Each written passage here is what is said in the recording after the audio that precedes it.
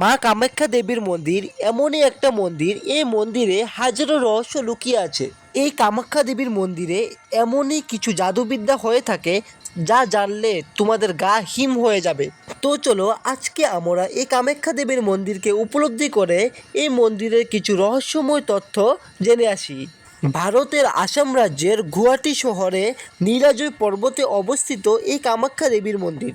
দেবীর সতীর 51 সতীর মধ্যে একটি অন্যতম হচ্ছে এই কামাখ্যা মন্দির, এবং এই কামাখ্যা মন্দিরে অনেক দূর দূরান্ত থেকে ভক্তরা আসে কামাখ্যা মায়ের দর্শন করার জন্য।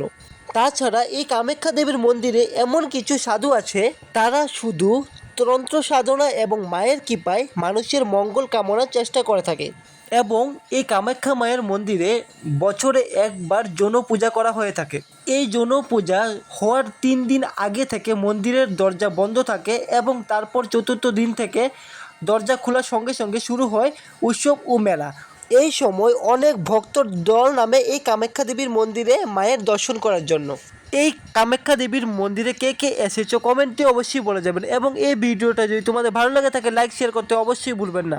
আজকের জন্য বাই বাই, আবার দেখা হচ্ছে নেক্সট ভিডিওতে।